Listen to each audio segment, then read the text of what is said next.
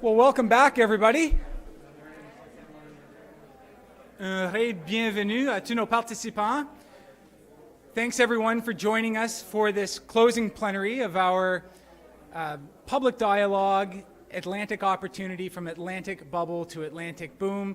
For those who might not have been here earlier, I'm Matt DeCourcy, Senior Advisor here at the University of New Brunswick. Have the pleasure to co-host and co-MC today's dialogue with my colleague Katie Davey, who wears many hats, one of which is leading the Atlantic Initiative with the Public Policy Forum. Before we start what will be a very intriguing and interesting fireside chat to close our event, I wanted to invite our moderators from the 3 breakout rooms to come up and provide a bit of a share back for the room here and for the benefit of those joining us on our live stream. Maybe I'll ask Adrian O'Prey, Executive Director of the McKenna Institute here at UNB, to come up first and share in 2 or 3 minutes the flavor of the conversation, the ingredients of that secret sauce that people were talking about related to people themselves in our breakout session. Adrian. Excuse me, Matt, I want to make a comment to everybody about the breakout sessions, and this is just a general comment from an educator. My name is Peter Casey, and I'm an educational consultant here in Fredericton, and I want to make a point. Those were called breakout roundtables. There was nothing round or table about those discussions. They were focused on the front of the room. We were all, as audiences, participating audiences, in a classroom format, and I think that was absolutely wrong. You need to be in a circle in order to communicate with all of the people in the circle. Just a point of order. Thank you very much. No, thanks very much for that, Peter. And I think, working our way back into in-person gatherings out of COVID, there's lots of things that we can take away from this activity today. I did note good participation in the breakout rooms, but certainly given our ability to host folks in person and a desire to host larger audiences in person, we'll certainly take that advice away, and we appreciate that. Adrian. Thanks, Matt, and thanks for everyone in the people group. So we were exploring a few themes, and these were 4 sort of key themes and takeaways that we took from the session. The first one, when it comes to people, is that because the world of work has changed so much, companies are sometimes reverting back to trying to fit into the old ways, and are still have a particular mindset about the old world of work. And so companies, organizations, not-for-profits need some guidance and to create those forums and opportunities on how to adopt new ways of working. And there was one story that I thought was really interesting, was about an app that's being developed. It's so hard to find people in the service sector. An entrepreneur has developed an opportunity out of that and is using an app for, let's say, restaurants or service organizations to capture people for 4 hours, 3 hours. We need this work done. Who wants to do that work? So it's a new platform and a way of connecting people so that people get the labor that they need, real time and in the right time with the right skills. So that was sort of theme number 1, is that how people want to work is shifting, and companies need some help to adapt to that. The second theme was around newcomer retention. So in a lot of professional organizations, we have sort of an outdated mindset and an outdated approach to regulations. And so that often restricts the movement of labor. So as we're trying to attract this new labor, we've got some of these sort of restrictions around how people move between professions. And so we need to, again, challenge our thinking and our mindsets about how we used to do it before, and how do we create more enabling conversations and to create change by exploring and trying to break out of those different molds. The other piece was, how do we embrace newcomers and give them a sense of belonging? And Peter gave us an example, again, a story that sort of came out of that whole discussion, is that Peter used to facilitate small groups of newcomers to meet one another, but then also be integrated into community. And how do we help make sure that people find decision-making power in their communities? So engagement in boards, engagement in any type of community programs, so that we need to be really deliberate in how we design those interactions so people feel a sense of belonging, not only in the workplace, but also in their communities as well.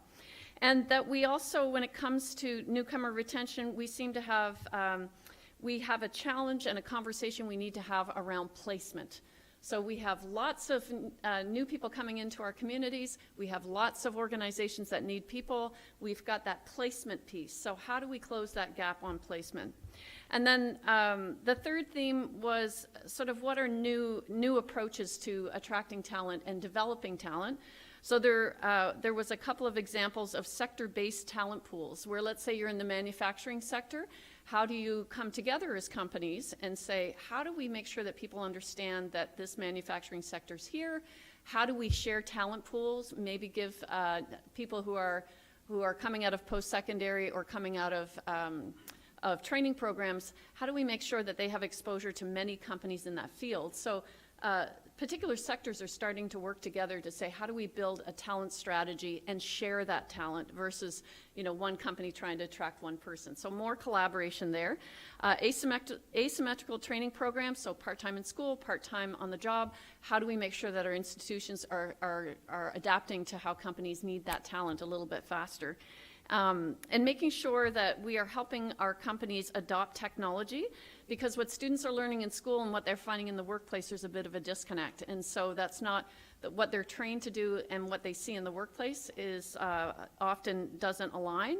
And so that leads to some dissatisfaction. People may go elsewhere to try to find places to use that technology and tools. A couple of other ideas was reverse mentorship. How do we make sure that senior leaders in organizations are being mentored by the next generation and learning from them about the adoption of tools and technology? And so often we think of mentorship going one way. How do we really turn that on its head and be really deliberate about designing those kinds of programs? And then finally, we talked about the productivity gap. How do we create collisions between companies who are already adopting technology and those that are perhaps lagging a bit? And so if people can see others who have gone before them and see stories of success, if we create those collisions, others will be motivated to make that same investment and to create the types of environments. And that trying to pull people into programs is often difficult. We need to go into companies. We need to go where they are and help them see what the pathway forward is in terms of technology adoption, so we close that productivity gap. So those were our 4 themes. Thanks very much, Adrian, and don't go too far because we'll have you back here in just a moment. Dhirendra Shukla, invite you down for a very brief summary of the conversation in the technology room. I assume some of that will mirror what Adrian was speaking to, but if there are other relevant points that were discussed, please share. Thank you. So building on some of the things that have already been brought up, one is that while there is no question that in terms of technology and knowledge, Atlantic Canada punches way above its weight, and there's no question about that, but unfortunately it happens in pockets.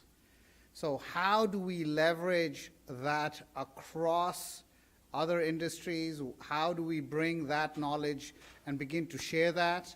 That will be quite exciting. There have been there's been conversations about shortage of knowledge workers and the knowledge economy, and many of them have actually moved to Atlantic Canada but are not integrated into the economy. So what can we do to facilitate the newcomers in terms of immigrants, in terms of new workers in our community to become contributing members and begin to explore opportunities that are local? The third component that was brought up is that more needs to be done to bring even more people to Atlantic Canada, to build more ideas, and at the same time, the immigration process needs to be drastically addressed. Even though there's been great progress that's been made, more needs to be done to help new immigrants or new students that have graduated integrate better into the economy. So that's a little bit different from other things that have been brought up. Thank you. Wonderful. Thanks very much, Dhirendra. And Katie Davey, a big fan of talking about the enablers and disenablers to growth in the region. Katie. Indeed, big fan of talking about enablers. Thank you all so much. So the one thing I would share, and I hope and I assume the other 2 conversations were very similar, we really had every sector of the economy represented in our room. So we had folks from the policy community, folks from the post-secondary community, folks from the private sector, energy, business, associations, arts and culture. So I really think that contributed to a really broad and diverse conversation. Look, we heard some very, very similar things. One note just to what Durendra was mentioning, there's a disconnect on the immigration side between different orders of government, and we're in a kind of checkbox model of immigration, which makes it very challenging, especially for businesses to be able to hire when they might be hiring, they might not be able to get that talent for 2 years, for example. So that really came up. And the broad focus of our conversation around enablers or disenablers was really, how do we support the continued population growth? How do we support the continued strength in technology and innovation? And what are the risk factors that are present that might impede, or those disenablers that might impede that growth? The things that came up on the disenabler side, I would call it, are, of course, it won't surprise folks, housing affordability. It is not, or it is becoming no longer the case that the region is dramatically more inexpensive to relocate and to locate. So that is a risk and kind of that growth planning. The other piece that we really had a good conversation around was healthcare and access to healthcare. One of the participants shared that the first question they get asked when they're bringing a new folk into the region is, can I get a family doctor? And as many of us will know, the answer is unfortunately no. So healthcare was a big part of the conversation. And then I would say we also had a very interesting conversation around the work from home opportunity and what that means for different parts of our communities, including the downtowns. When you remove folks from those downtown cores, the businesses there will suffer, et cetera. And it was also mentioned, of course, we can't build things from home. So the work from home opportunity is not universally shared and is not universally applicable in all sectors, and we need to kind of continue to consider that as we have those conversations.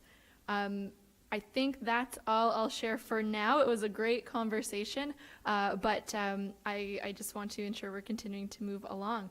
So as Matt already mentioned, we're pleased to welcome Adrian back to the podium to chat about digital transformation in the region. As you know, Adrian Opre is the Executive Director of the McKenna Institute here at UNB. We've heard bits and pieces about the Institute already today, and I'm pleased to have Adrian share a bit more and again share about digital transformation here. So Adrian, over to you.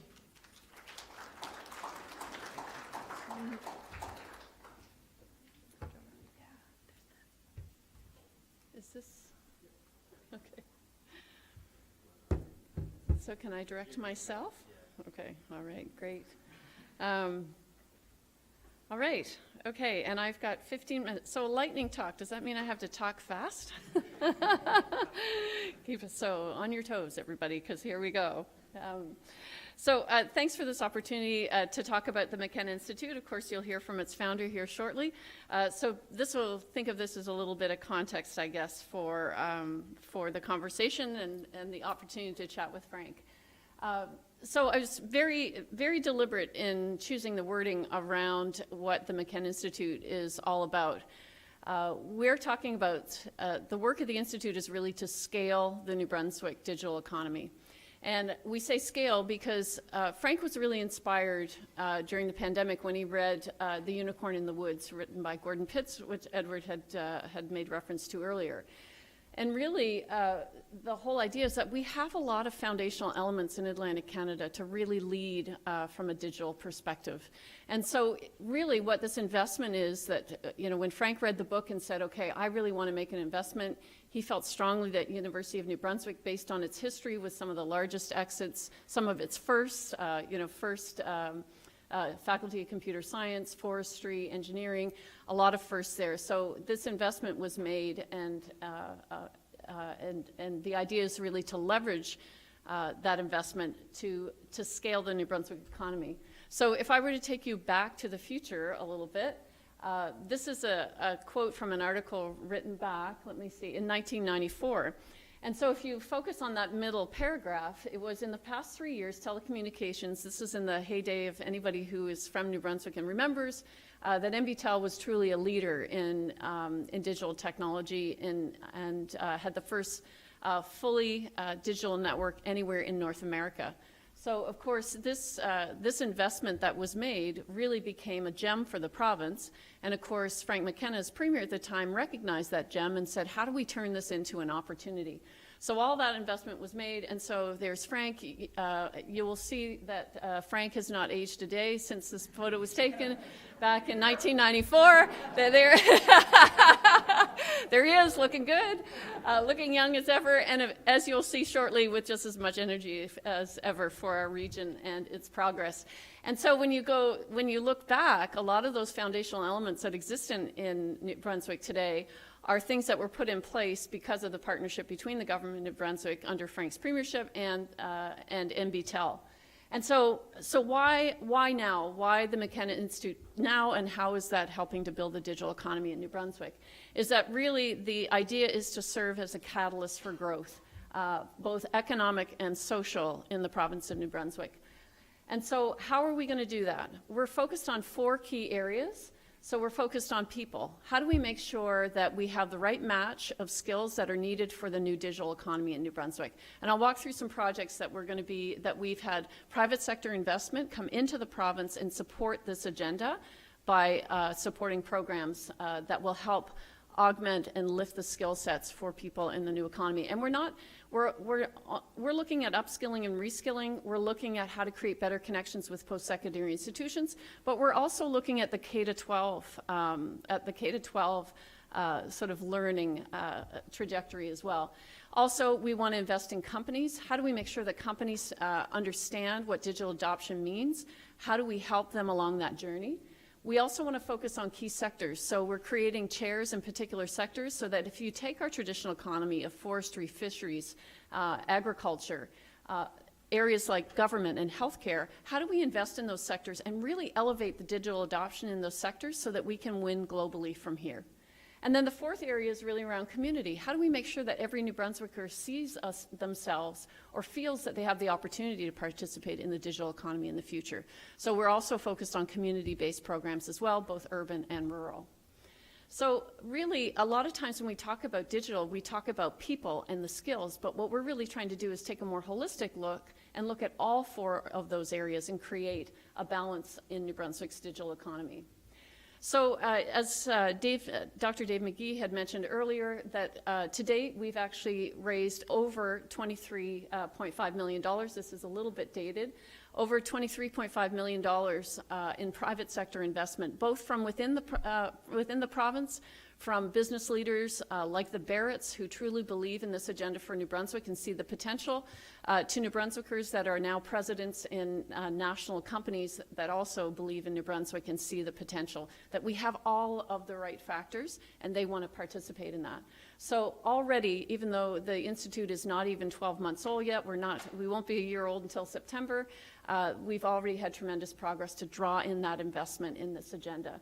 And then we've also had tremendous support from the province of New Brunswick, who also invested $10 million and in the types of programming that we want to be investing in to move this agenda forward. So great support from the government of New Brunswick and also from ACOA in terms of helping to fund the first year of the Institute, but also investing in the Faculty of Computer Science, not only at University of New Brunswick, but also at University de Moncton. So the whole idea is really that although the Institute is housed at the University of New Brunswick, it's really an institute for New Brunswick, for all New Brunswickers, for all companies, and also for all post-secondary institutions to engage with us on this agenda for the province. So really when we talk about what is it, if you can think about the McKenna Institute, we want to do 2 things. We want to accelerate talent and we want to accelerate ideas for a digital New Brunswick. So just to give you, I want to check on how much time I've got left. So I'm just going to run through really quick hits. These are the kinds of investments that we're making and the kinds of projects that we're launching with a series of a number of partners. We're not doing this alone. We have incredible support from our partners across the province and beyond. So as was mentioned earlier, one of the things in terms of K-12 education, we consulted with over 150 stakeholders at the outset of the Institute. And one of the things was, who's investing in K-12 education from outside of the system? So how do we play a role in helping to engage with K-12 education and really augment the experience that students have so they come out of the system interested in opportunities that the new economy and the future of work creates for them. So Matt McGuire is our first McKenna Fellow. And this McKenna Fellow is in digital education. So Matt's going to be working in the Faculty of Education to change the curriculum to make sure that we incorporate digital competencies and skills on a system level. We have great work with our partners at Brilliant Labs. How do we also address the systems level? So this is the work that Matt's doing, and he's been seconded from the Department of Education and is now working in the faculty. The second is we were the recipient of $750,000 grant from the TD Ready Challenge program. That's a national program that funds how to close gaps for students as a result of COVID-19. So we're partnering with JEDI and also with Alnwick Education Center, and we're creating a digital acceleration program for Indigenous youth where we'll have a mobile unit with all different types of technologies so people can plug and play. And so this mobile unit will move between Indigenous communities to give young people an opportunity to play with technology and see what's possible.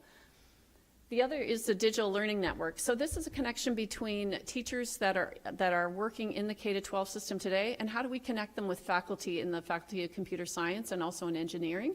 So this is really an opportunity for teachers to learn how to integrate technology into their classroom. So we have our first cohort of 50 teachers that will be working with the Faculty of Computer Science and also with engineering to say, how do we, what are the trends, what's new, what do students need to know, and how can we give them the opportunity to learn using technology. So we have a three-year program with the Department of Education that was funded by an anonymous donor that really wanted to contribute to the evolution of education. So engaging the teachers is really critical in that. The other is the IBM Skills Build regional partnership, and this is a bit of a giveaway. We have our announcement. The CEO of IBM will be here tomorrow, and you're all welcome to join us here in this building tomorrow morning at 11:30. Where we'll be launching a partnership with IBM, and really the value of that program is another $10 million. So we're getting very close to our $50 million goal. It's in sight, and so this is a really exciting partnership. We'll also be partnering with Tech Impact and also University of Moncton to bring this partnership to New Brunswick. And what the Skill Build program does is provide an opportunity for anyone to learn digital skills through a free platform. So the role of the McKenna Institute is to help organizations actually create customized pathways. We also are working with industry on a digital trades program, and so this is a partnership between NBCC and UNB SJ on a digital trades program. So how do we elevate the opportunity for students to apply digital skills in the trades? So this is a Bachelor of Digital Technology that we'll be launching with industry and also with a strong experiential learning component to it. We also launched in February a partnership with the College of Extended Learning at the University of New Brunswick and also with Tech Impact to offer 3 boot camps. And we really got this input from the work that PEDAL and Tech Impact had done together to survey over 80 employers about what skills are going to be needed over the next 5 years. There'll be a gap of about 8,000 positions, and we said, well, what are the top 3 skills? So we've partnered with 2U, which is a global company, and we validated the content with industry, and so we'll be launching 3 boot camps over the next year and a half. The first one is launched actually yesterday, so we'll have a developer boot camp that will be starting on October 17th. And then we'll have data analytics boot camp. These are 24-week programs. And then we also have a cybersecurity program that we'll be launching. So what we're trying to do is say, so people who are either recent graduates, want an entry point into the digital economy, or if you have someone that is working in business today, but they want to upgrade their skills, these are online part-time programs that will offer the opportunity to pursue new pathways into the digital world of work. I mentioned the co-investment of $2 million in each of the institutions to help expand the computer science faculties. So the Faculty of Computer Science at the University of New Brunswick will double its undergraduate intake and triple the number of graduate students. So again, how are we accelerating and growing those faculties to make sure that we've got the people that we need for industry to grow from here? So that was a wonderful investment on the part of ACOA. And then we also have commitment to 3 chairs. We launched the Barrett Chair in Entrepreneurship and Innovation at our Digital Innovation Summit in St. Andrews a couple of weeks ago. So that's an investment by Bill and Ed Barrett in entrepreneurial education inside the Faculty of Computer Science. And also a chair in digital health. We launched with Shoppers Drug Mart their investment is $2.5 million to look at new prototype projects on in terms of making digital health and using data to better identify services for people in local communities. And then also a chair in digital agriculture is also a project that we're working on right now to make sure that as a sector, digital adoption becomes a really, I guess, an opportunity for that sector to expand and grow from here. In an age of food security as a major issue, this is one that's really important to the Institute. Also, many of you, NBIRDT is an institute housed in the Department of Economics at the University of New Brunswick, and they have a bilateral agreement with the province of New Brunswick, and are stewards of data, and that data is analyzed to make better policy decisions based on looking at data and facts to inform decision-making, funding, programming, along with the provincial government. So what we're looking at doing is investing in NBIRDT. So there's a partnership between the McKenna Institute and NBIRDT to look at what is that next evolution of a data trust for New Brunswick that will drive innovation. That's my own self-monitoring there, Matt. 2 minutes. 2 minutes. We also held, and this was mentioned earlier, Ed had referenced his attendance at the first annual Digital Innovation Summit. And the whole idea there was to bring business leaders together to create collisions where we could have those that have adopted technology and those that are thinking of it, for those collisions to take place. And we had a wonderful sponsor of UNB, but also EY was a sponsor, and they had a showcase of different technologies. What are the technologies that are needed in business now? What's the next level of technology investment that needs to be made? And these are things in terms of like edge computing and AI, machine learning, and then the beyond. And that was talking about how businesses can take the whole idea of metaverse and start to think about what metaverse can mean for their business in terms of branding, marketing, customer participation. So we're really trying to bring together business leaders, organizational leaders to think about how technology can change their business for the better in the future. And so here's a number of our partners. I've referenced many of them already, but we're not doing this work alone. This whole agenda and this whole focus of a digital economy for New Brunswick is going to take all of us rowing in the same direction. And so we really want, as the McKenna Institute, to be a catalyst and a convener of these partners to bring these programs to life that will build the foundation upon which we'll have people coming from all over the world looking at how did we do this? How did we leapfrog and really scale this digital economy so that we can win from here? And so, of course, measuring impact is always important. We've got, I'll skip through these, but know that we are focused on what is the impact and the difference that we're trying to make and how are we going to measure that. So again, if I could leave you with one thing, the McKenna Institute is about accelerating talent and accelerating ideas, and we want to be the convener that helps bring parties together to create that change. Now, the only thing that, as I close, and I reflected on my slides when I was preparing, the only thing that is not changing, like we're trying to drive a lot of change, the only thing that's not changing is my outfit.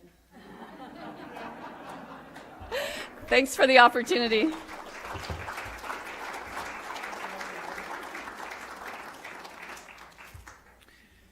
Thanks so much, Adrienne, and we know the saying, as things change, they tend to stay the same sometimes. So thanks so much for that wonderful overview of the catalyst role that the McKenna Institute is playing in driving a digital economy here in our region.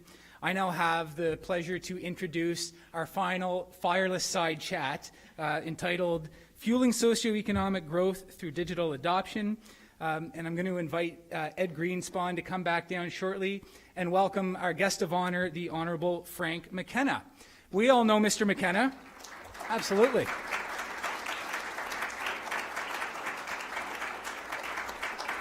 We all know Mr. McKenna as one of Canada's most respected political and business leaders. He's currently Deputy Chair of TD Bank Group, and he is the benefactor and founder of the newly created McKenna Institute here at UNB, Premier of New Brunswick for 10 years, Canada's ambassador to the United States. Frank, thanks for joining us today. And Ed, I turn the floor over to you. Bravo.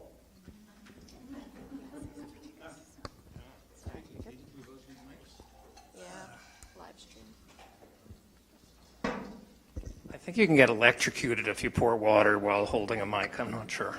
I don't want to test that. Thank you, Frank. You're too valuable to lose there. So nice to see you again. Good to be here. And I noticed Matt introduced me, and there was some silence, and then you right after, and then people applauded for me at that point. Yeah. It was interesting, but Funny about that. yeah, funny how it works. So congratulations on the McKenna Institute. You've got a lot up and running very quickly. And Adrian's done a great job explaining it, but maybe why don't you just take us back for a moment, like, the original nugget of what you were, as folks like to say in business, trying to solve for.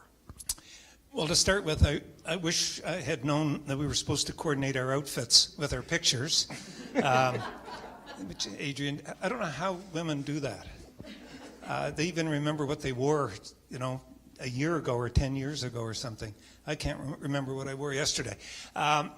Anyway, so that's number one. And secondly, after listening to Adrian, I think it should be really called the O'Prey Institute. She knows far more about it than I do. And she's good with that. Yeah, she's very good with that. So what were we trying to solve for? Well, I get a bit passionate about this, but it's been my long-standing belief that Atlantic Canada is underperforming.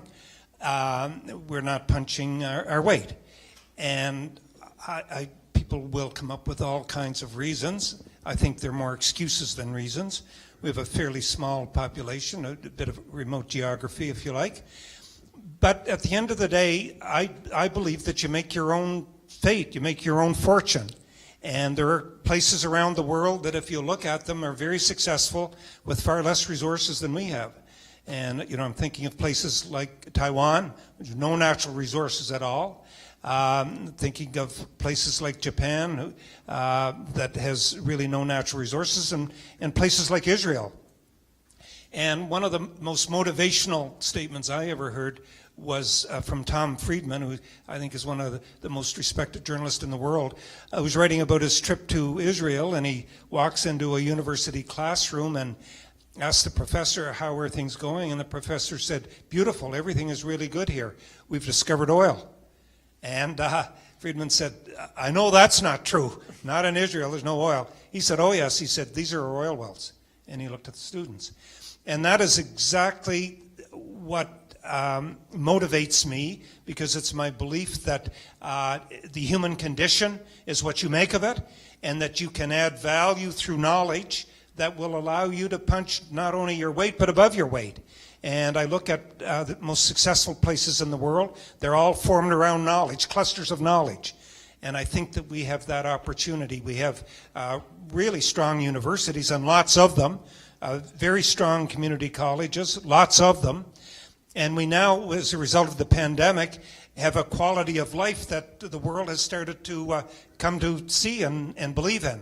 And I think for all of those reasons, maybe our star has risen and our time has come. And I just close by repeating what I've said before. Our future's up to us. It's not up to somebody else. We should not be content at having a third of our income in this region coming from transfers from the rest of Canadians. They should know us a living. And we have an obligation, in my view, to help ourselves more than we do. So my thesis very simply is that the application of knowledge, innovation, through the digital agenda, whatever it might be, has the ability to transform us into a much more productive part of the country. Okay, we'll come back to that, I think that final point, and we'll come back actually talking about the international situation, because I'm struck by your Israel reference, because Israel, as you know, is gearing up its gas production to help Europe, yes. And certain other countries are having trouble closer to home doing that. So we'll come back to that. But let's talk about labor for a moment. So when you were Premier of New Brunswick, one of the big issues for you and for every Premier before you and every Premier after you was that there were too many people for the jobs available or too few jobs for the people around. But that's reversed itself. It's changed. And has policy caught up to that? Are we adjusting to that reality? Well, I think policy is partially caught up to it. When I was Premier, I shouldn't be proud of that, but we would have been joyful if we could have got unemployment below 15%. I mean, this region of Canada, the unemployment rates were horrific. And now we're in a situation where virtually every employer you talk to is short of workers. We just don't have enough workers in our region. Part of it's demographic, as you know. Demography is destiny, and we've become older as a population, and some people have left. So there are some reasons why that's the case. But at the end of the day, we also have population increasing and growing for a variety of reasons, and we still don't have enough work for our workers. So I'm going to answer in two ways. One, in terms of public policy, we finally, as a region, convinced the Government of Canada that we needed special help in terms of immigration. And why should it be special? It should be special because we've had to fight every day here against the forces of gravity. 65 to 80%, depending on the year, of immigrants go to Montreal, Toronto, and Vancouver. Immigrants go where immigrants are. And it all makes sense. There's a critical mass of people living in Montreal, and that would draw people to Montreal, and vice versa. And they would tend to stay because they're surrounded by like-minded people, food that they're familiar with, religion, etc., etc. We never had those roots in our region, ever. And as a result of that, not only was it hard to attract people, but hard to hold them. So we needed a special program, and the immigration pilot was that special program. And it's astonishingly successful in my view, to the point where it has been made permanent and where it's been enlarged. So we have more people coming in. So that's a really good thing. And I think that's helped us a lot, and that's relieved some of our unemployment situation. On the other hand, on the bad news side, and I'll get in a bit of hot water for saying this, but I don't have much to lose anymore. I would say that other programming hasn't kept up with our situation. And by that I mean, generally speaking, unemployment insurance programs. And at a time when we're begging for workers, we still have a very large population of people who are drawing unemployment insurance. And over decades, a dependency has been created, which has been very unhealthy for our region. And it's resulted in us losing some of the inherent muscle memory, which used to make us such an entrepreneurial part of Canada. Some of the energy and the inertia, which I think made us the envy of a lot of places around the world. We lost some of that because it was oh so easy to draw down on government programs. And government programs have not at all reformed themselves or even looked in the mirror, in spite of the fact that the circumstances that created them have changed so dramatically. Do you think that is that a pathology that is being picked up by the next generation, or are they more entrepreneurial, self-reliant? I think that immigration is helping, because almost every immigrant who's come here has come from circumstances much more desperate than ours. You eat what you kill, and so you see immigrants doing stuff, and I think that's been a good lesson and role model for our own citizens. Do I think there is some pathology that's inherited? I do. I think that some people who have lived in households with generations of dependents have picked up that practice and that habit. I hear of industries constantly in some parts of New Brunswick where they have trouble recruiting workers, and when they do get workers go for about 12 weeks or long enough to earn their stamps, and then they will will leave. And that's just not a healthy way to run an economy. So is it getting better? I think it is getting better because there's more work, and I think people are more motivated, and immigrants are a good role model. But I do think that we still have a bit of that disease in our system. So on immigration, if I understand this correctly, I mean, I understand the population growth is restored, which is obviously a good thing, but age is still rising, and more pronounced in a more pronounced way than the rest of Canada. And the immigration as well isn't really right in the sweet spot of the working years, particularly. So do we have more work to do on getting the right age groups, getting the right demographics, getting the right skills in? Yes, I think that we do. I don't think there's any doubt about that. All the provincial governments are working really hard at population growth policies that will try to target the right people and get the right people in. There's no doubt that that is a challenge. It's interesting, the way this started, to go back a bit, when the Syrian refugee crisis hit, I recall it very vividly, being asked to host a corporate event in Toronto to bring corporate CEOs together with the Minister of Immigration to talk about what corporate Canada could do to bring refugees to Canada. It was an important thing to do. And we did have a lot of very generous corporate support for that. But when I was sitting in the room with the minister, as he was about to speak, he turned to me and he said, there's a strange thing, Frank, that we're picking up in the statistics. And he said that is that New Brunswick and, in fact, the Maritimes are taking more refugees disproportionately than the rest of Canada by a wide margin. And that seems very strange to us because it's certainly not a more prosperous part of Canada.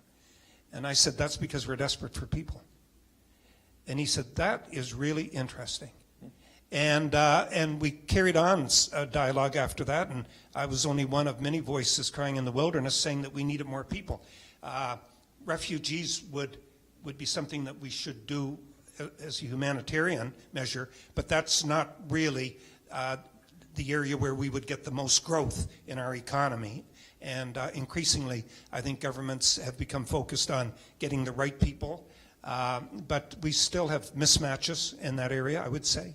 And there's no doubt that we do have an aging issue. I think it's something like 8 years on average older than Alberta.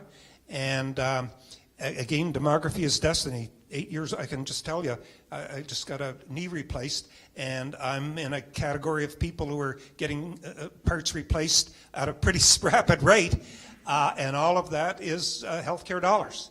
And they say that half of your healthcare expenditures are in the last few months of your life. So if you're 8 years older than another part of Canada... Which, by the way, doesn't count knee replacement. No, so, I hope not. Yeah, it's not. It has nothing to do with longevity. So I don't want you worrying. Yeah. Okay, thank you.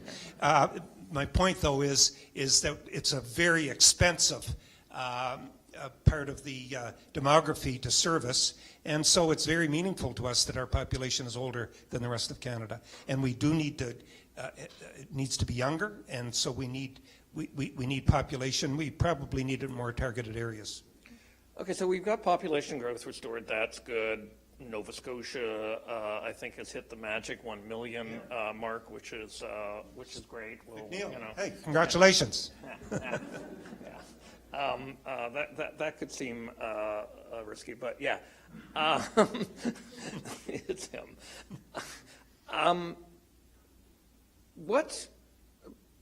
But the economy, as we're moving into the future, needs to have greater innovation in it, and I think the Institute is very tied to digital. So in the public policy forum we're doing Atlantic bubble to Atlantic boom.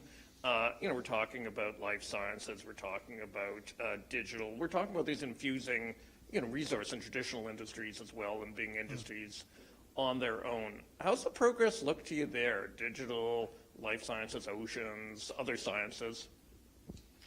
Well, there are a lot of great headlines, and that's good. And there are a lot of good Some individuals. great exits, great headlines, yeah. But there, you know, the ocean cluster, that's a good news story. I just came from the Port of St. John. Port of St. John's got 3 Class 1 railroads servicing it now, and a short line operator as well. I mean, it's closer to the rest of Canada. It's connected to all of North America. It's in a really sweet spot. And so there's going to be really strong growth there. There are pockets where there's good, strong growth. But overall, if you look at the national surveys, our innovation rate in Atlantic Canada is less than that of the rest of Canada. That's what we're trying to change. That's what the Institute is all about, and that's what efforts across the region are all about. But as it stands now, we are not equal to the rest of Canada in terms of the pace of innovation. And that is really important. And innovation, you've said it well, it could be somebody was setting up a 100-person cybersecurity center here. That's wonderful. But it could be as well introducing digital tools in agriculture that will make the harvesting more efficient and allow the use of less herbicides. We're working on a program now that I hope is successful. We're using various innovative tools. We'll be able to track whales in the Bay of Fundy and try to prevent them from getting in the way of crab fishermen and vice versa, so that the crab fishermen don't use their livelihood and the whales don't lose their lives. But there are tools that allow you to do those kinds of things, and we still, I think, are at a beginning stage in terms of tools in tourism, making sure that everybody's got an online presence, a reservation system, digital reservation system, and all. I mean, nobody, I'm sure nobody in this room would go on vacation yet without doing a search and finding out where you're going and all of that. So if you don't have that digital presence, that online presence, then you lose. So we still have a lot of work to do in those areas, and the program we're announcing tomorrow is going to help with that, and programs that Adrian has talked about will all help with that. But we shouldn't make the mistake of thinking that because we've got some great headlines, you know, Radiance 6 and Q1 Labs, and Newfoundland's had a spectacular success story with their financial services company, and you know, we've Intro Hive and different ones, but we have a lot of work to do. We have a long way to go. Now, you mentioned UI, but beyond that, or EI as it's been for like 30 years, beyond that, there's a bit of a debate in the country whether political parties are particularly interested in long-term growth, or they'd rather just, you know, redistribute what we have now. What's your view of the political culture in Canada vis-a-vis long-term growth? To be honest, right now, I see government managing a variety of issues. And, you know, I applaud people who are in public life, you know, managing global issues like food security and energy security and the situation with Ukraine and all kinds of tough files. I have not seen a concerted growth strategy where growth is at the very center of a political agenda. And I believe it should be. I'm of that old-fashioned view that you need to connect a lot of dots, and that supporting people to create jobs creates tax revenue, which provides the money to create the services that we all want. But it all starts with growth. And you can't start at the other end of it. I know my premier colleague and I were of the same view. You can't just come from the view that you just keep spend your way to prosperity. At some point, you've got to prime the pump if it's going to give water. And I haven't seen as much of the growth gene in governments in the last few years as I would like to see. It used to be all we would talk about was growth because we desperately needed it so much in order to get out of the situation we're in. Now, if I can be blunt, I think we take things for granted. We take our unemployment situation for granted, or even our fiscal situation. We're living a beautiful life on yesterday's savings, sailing our ship in yesterday's wind, but I don't see as much preoccupation with growth.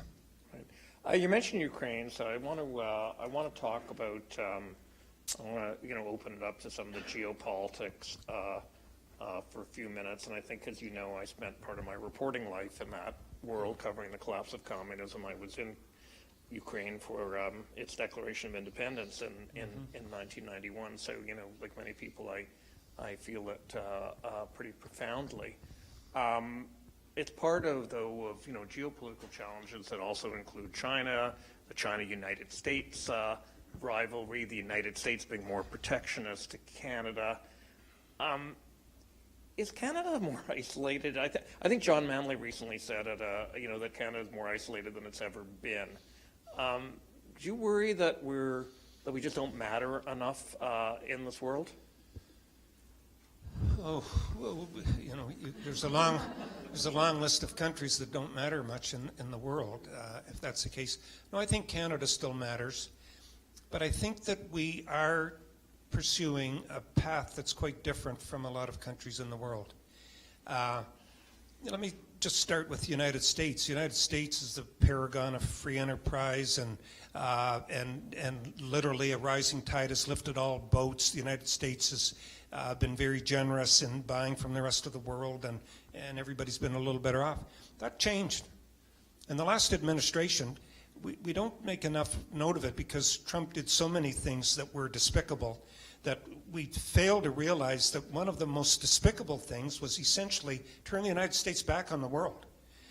This is a country that was the author of many of these great institutional protections like NAFTA, and he literally tried to rip it apart. We were lucky at the end that we had enough people of goodwill on all sides of the border. We slapped a new name on it and kept it going.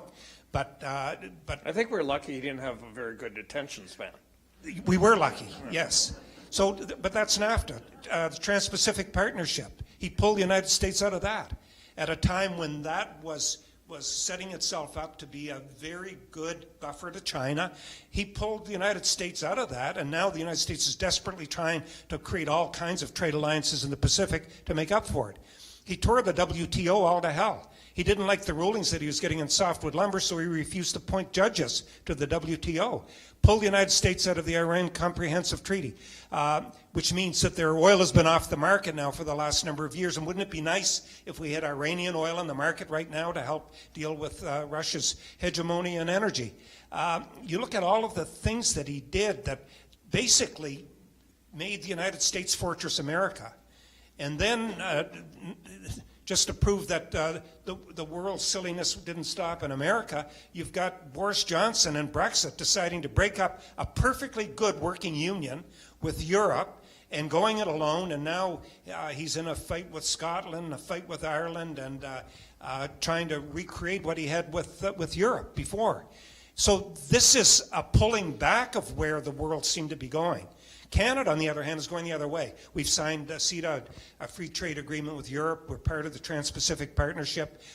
We have an Indo-Pacific group that's working at trying to create... We're also 75% tied to that country that... to the south of us. Speaking about, which I guess raises the question of, let's assume Trump doesn't come back. Let's assume he doesn't run or doesn't win or whatever in 2024. Is Trumpism going to continue to be an obstacle regardless of Trump? I think we're not through. I don't think we're through it yet. The Democrats have always been more protectionist than the Republicans. And that's why if your Republicans go all the way over on protectionism, there's not much room for the Democrats to maneuver. I think that we have to work extraordinarily hard to protect the guardrails that have kept the world economy going. So, yeah, there is a real danger there.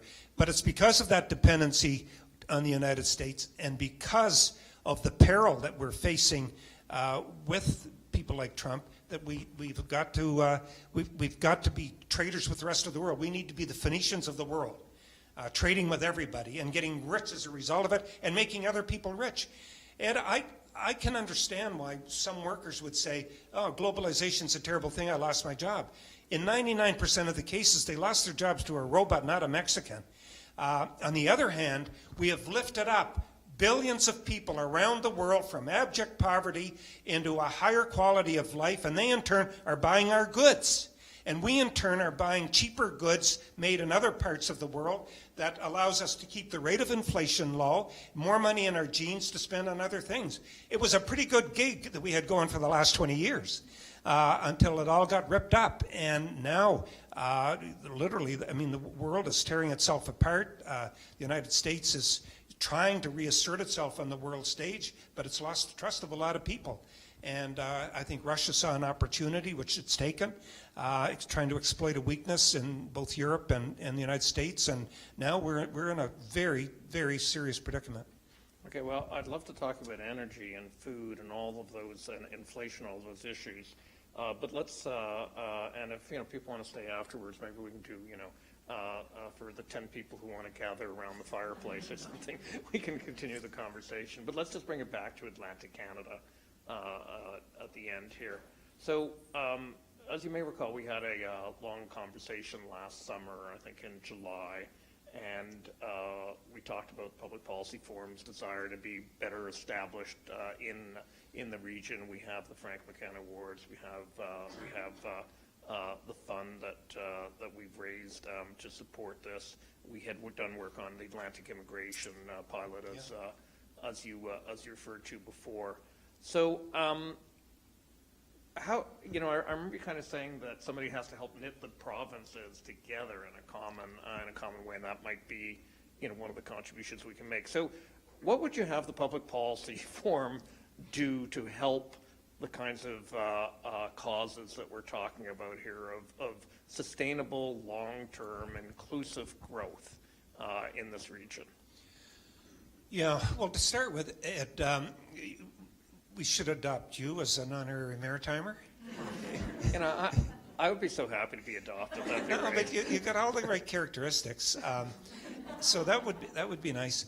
I think, look, I believe that we need to pick our fights and try to be successful. The immigration one, if I had to list 5 priorities, it would be immigration, immigration, immigration. So that's a big win. And it's important to have a voice like that, pushing that. There's a lot of, I don't know what you'd call it, gravity in Canada that works against us. We don't, when it comes to finding $350 million for an auto plant, it comes very easy. Or a big pharma industry in Quebec, it comes really easy. COA spends $1 million on something here, and it's what a horror, what a waste of government money. So we do have to fight that here, and on something like immigration, we have no natural allies in the rest of Canada. So this institution is very helpful. I think on energy that is true as well. We could be an energy powerhouse here in Atlantic Canada, and I don't know how it is, but we've allowed ourselves to be talked right off of the ledge on that one. We should be producing natural gas. It's indigenous to our region. I think that we can be a hydrogen powerhouse. We have all the right elements to do that. I think that the social license that Point Lepreau has given us in New Brunswick will allow us to introduce small modular nuclear reactors as well, and the potential to create a supply chain around those has got extraordinarily high upside. I think that we can be exporting LNG. We've got a terminal in St. John that it just needs to be reversed. It's not as simple as that, but that's what we need to end up doing. But we've got to be able to get gas. You got to be able to get the gas here. Yeah, right. Exactly. And so that's the other thing that other people could help us with, and that is to point out the obvious to people down here. We're isolated from the rest of Canada. Our barrier is Quebec. Trying to get through Quebec is like trying to get the sun past a rooster. It basically blocks everything. We can't get oil through here. We can't get gas through here. We're lucky that the trains came through here a long time ago. How do you feel when you hear Hydro-Quebec complaining that they can't get through Maine? I laugh. There are times when I think I should go down and protest with the protesters there, blocking them, because Quebec just doesn't get it. They've got 2 huge refineries in Quebec with oil coming from Western Canada, and yet they think their shit doesn't smell. And it does. and they're lucky to be sitting with all kinds of hydropower there, but it doesn't give you the right to be sanctimonious. And that's what I feel out of my neighbor in Quebec is sanctimony. They've got it and we don't. So they won't let gas come through, they won't let oil come through. So we're literally cut off from the rest of Canada. And right now it matters a lot. Europe could desperately use, we've got excess gas of all kinds in Western Canada. We can't get it out anywhere. We can't get it out the West Coast, we can't get it out the East Coast. And it's just sitting there. And we should be getting that oil or that natural gas over to help Europe. We should be getting oil to world markets and getting world prices for it. But in Atlantic Canada, we're cut off. So to the extent that is a voice which is national in scope, you could help us on energy issues, I think that would be very helpful as well. Yeah, I'm struck, and just make this as a comment. As we're I wrapping shouldn't up. have said the thing about shit don't smell right. I No, take no, that back. That's being edited. That's been edited. The first time it was edited. The second time now. I'm sorry, that one's stuck. Sir, I'm struck that in most of me the here, things you Adrian. said, immigration, energy, the list that you articulated where there's success, like the immigration program, there's been cooperation among the provinces. Where there would be success in energy, there's got to be, cooperation among, the provinces in this region to start with, the motive power of that. So almost everything, you rhymed off there that we have to go, I think, greater cooperation. Now that's not, provinces are responsible to their voters, and, they can never lose sight of that. But working together, I guess, is where you muscle up a bit. I agree with that, but I'm not going to fall in the rabbit hole of some Canadians would say, look, why don't you guys just get together and become one province, and then everything is going to be wonderful. So I need 4 adoptions then. Yeah, that's right, 4 adoptions. Fair enough. People don't realize it, but we have more cooperation here than the rest of Canada put together. We've got a forestry school right here at UNB. That's the forestry school for Atlantic Canada. We've got a veterinarian school in Prince Edward Island, veterinarian school for Atlantic Canada. We've got a children's hospital in Halifax, that's the Children's Hospital for Atlantic Canada. We have an ag school in Truro. That's the ag school for Atlantic Canada. We've got the Lottery Corporation, which is the lottery headquartered in Moncton for Atlantic Canada. You go to Western Canada, you wouldn't find any of those kinds of synergies. Saskatchewan, Manitoba, or Alberta, or BC, that we've already created here. All that to say is that we've gone further towards rationalizing our services here than other parts of Canada have. Could we do more? I think on the trade file we could do more. Some premiers have been bolder than others, but I think there should be 0 barriers in accreditation of tradespeople or of any kind of trade between the provinces. I don't think I have a running argument with my friend Premier McNeil and other premiers about the fact that honeybees from New Brunswick aren't allowed to fly into Nova Scotia. As if the honeybees can read the sign at the border. Unless they're from a spelling bee, of course. It's just always bothered. Okay, so we're in the same place. Free the honeybees. I mean, I think, and I understand that, you don't want that distraction, but as you say, there's building blocks that are in place where it makes sense, and probably more, if we're going to succeed on energy. I think the provinces and the premiers get along really well. I do think we have some irritants, and we should have a single labor code, a single this, a single. I think all of that's achievable, and I think we're going down that path a bit. But it doesn't make sense for us to have different codes and different, and different rules with respect to trade amongst our 4 provinces, especially where we're blocked at the Quebec border. So we should at least be totally open amongst ourselves. Well, we look forward to working on you in these various crusades, which are making progress. So we've got to be optimistic. Things are moving in the right, trending, as they say in the internet world. They're trending in a better direction, and more work to be done. And as I say, we look forward to working with you, when we appreciate your involvement with us. Thank you. Well, thank you. Thank you, Ed.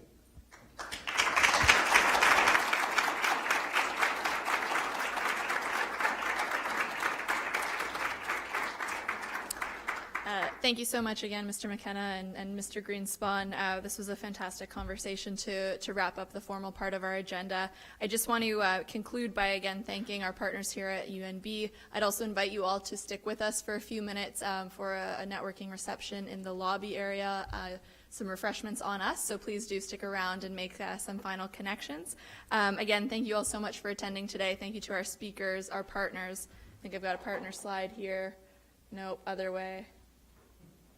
Oh, okay. There we go. Thank you to our partners. And again, I just want to thank Annette Wetmore and her team, Trevor and Brendan, who helped us today with all of our tech needs.